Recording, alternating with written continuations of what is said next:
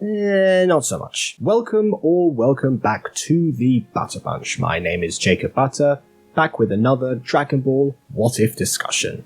I must say, the Namek saga is my favourite saga of DBZ and DBZ8, naturally. And with my OC Guzheng having discovered his roots in the boring blue fields over my first What If scenario, it is time to add more characters to the frenzy yet again. Speaking of Guzheng, check out this fanart made by ArtJoy29. Thanks so much for doing this, and also for your render of me. I mean, seriously, thank you. Anyways, this is the Namek saga, if both Raditz and Nappa turns good. The team of Gohan, Bulma, Piccolo and Yamcha arrive on Namek, and are spotted by the first two Frieza soldiers. Piccolo takes them on by himself, still enjoying the limelight the previous episode had granted him. Alas, he still couldn't save the ship, so the gang take refuge in the same cave as before. They then split up when the radar spots the Dragon Ball at Elder Mori's village. Piccolo and Gohan immediately set off while Yamcha, bravely, elects to stay behind and protect his girl. How very noble of him. And plus, they needed to talk. When Piccolo and Gohan reach the village and discover Zarbon, Dodoria and Frieza, the Namekian finally comes off his adrenaline high and he starts to think more logically again.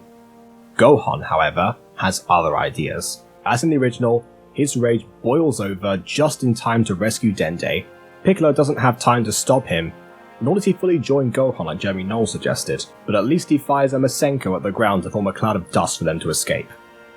This doesn't do much to slow Dodoria down, and if you think Piccolo and Gohan are strong enough to take him on this time,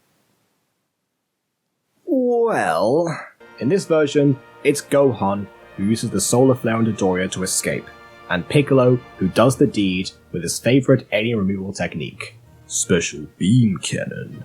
They don't even check to see if this finishes their foe off. They know they got really lucky this time, so they fly away and don't look back. Vegeta arrives on the scene, only to find Dodoria just as he fades away. So yeah, no Raditz and Bardock thing this time. Piccolo had succeeded, and he and Gohan had had a narrow escape from an even worse threat. Their first order of business is to take Dende back to Bulma and Yamcha, but by the time they get there, the couple are in the middle of a shouting match.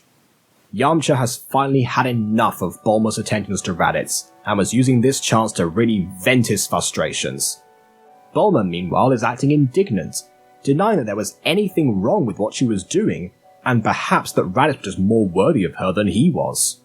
This last comment really hit home for the former bandit. He'd always felt that he was unworthy of the smartest and, in his mind, prettiest woman in the world.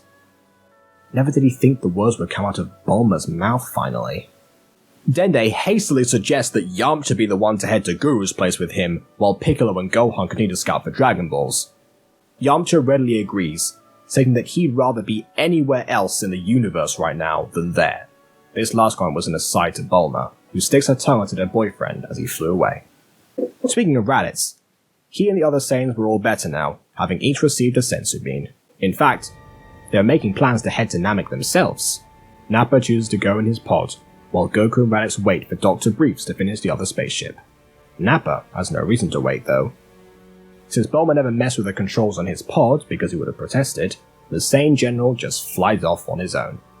Now, do they trust Nappa to go off before them? Well, Goku doesn't, but Raditz does. Raditz has felt firsthand what it's like to be abandoned by Vegeta, and Nappa's case was much more merciless. Either he got himself killed trying to get revenge, or he pulled through and helped the others. That was the same way. Why am I splitting them up? Well, as Mike Logan pointed out, the ship wouldn't be big enough for all three Saiyans, especially not for bulky Nappa. Yes, it's roomy, but not when you're considering 3 wild trainees all at once, so Nappa flies solo for now. Of course, the other option was for him to return to the Frieza Force, but as far as Raditz knew, Frieza had no idea about the Namekian Dragon Balls. Alas, Vegeta had already destroyed Kui quite some time ago, and at that moment Zarbon had been sent after Dodoria's killers and Gohan and Piccolo, so this was not true, but as far as they know. And since Dodoria succumbed to Piccolo's technique in this version, that means that Vegeta never had to stop to do the deed this time, so it's him who finds these two first. He doesn't confront them immediately, as he had no idea how strong they might have become to finish off Dodoria, not knowing it was basically a cheap shot. But once they got back to the cave, he made his move. Remember, Vegeta can sense ki and suppress his power after visiting Earth. Zarbon still finds him though, kind of like he did in the original, except this time, the encounter in the cave is happening before Vegeta's first beatdown, therefore he is one Zenkai short of where he otherwise would be. Zarbon transforms and actually wins this time, kicking Vegeta into the nearby water. Since there is no Dragon Ball for him to take yet, he makes his way towards killing the others, until he's suddenly struck from behind by a Wolf Fang fist. Yes, Yamcha has returned, now sporting a release potential of 16,000, which is more than enough to floor Zarbon post-Vegeta.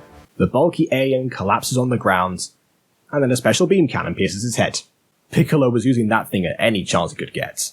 Yamcha looks a little dejected and complains that Piccolo has stolen his win. Never mind that. You got really strong all of a sudden, what gives? Yamcha then explains about the hidden potential concept, suggesting that Gohan and Piccolo head there themselves. All three fly off, forgetting that Vegeta was nearby, and that Bulma was now on her own. Oh dear. The prince did indeed have his autonomic system kick in, and he emerged spluttering from the lake. If you're wondering how he's able to do this, Zarbon wasn't as thorough in his beatdowns in the original, since their mortal was dispatched later. It seemed like Bulma was doomed, until the spacecraft slams down next to the pair, and out steps a new arrival. Vegeta, I've got a few things to say to you. Vegeta looks back at his former minion. Save your breath, I'm done with you. Nappa wastes no time going straight in, knocking the water out of Vegeta with a gut punch. The prince reels over instantly, still beaten from before. Oh, I'm gonna enjoy this. Now, in a normal situation, Nappa's mere 5 Raditz would be nothing compared to Vegeta's 16. But thanks to his injuries, they're actually evenly matched, as they duke it out in front of the cave. Vegeta actually mocks his right-hand man for this while battling. And also, Nappa's fighting is completely unchanged when the pair land on Earth, so his much more brutal style of combat was the real disadvantage against Vegeta's methodical nature. That being said, every time the prince got an opening and Nappa was down, the former general just got right back up with another mighty roar. The pair were tiring themselves out, getting sloppier and sloppier as they did. It seemed this war of attrition did wonders for Nappa, as he finally gained the upper hand by grabbing Vegeta's feet and slamming his back on the ground. Now you know what it feels like to be helpless, down on the ground with a broken back, and that you can't escape the wrath of the one you call friend. Just do it already, you rambling oaf. Nappa is about to oblige, but as he lifts his hand, both Saiyans stop in their tracks, detecting 5 high power levels approaching the planet. They both know what this means. The Ginyu Force have arrived.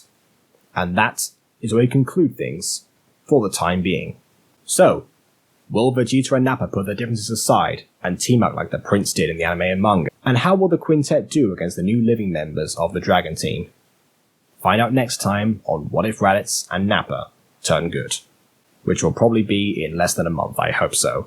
But before any of that, let me know your thoughts on of liking or disliking, and leaving your multiple comments on where the discussion could go. And I'll see you all soon enough for another Butter Bunch video. Toodle pip.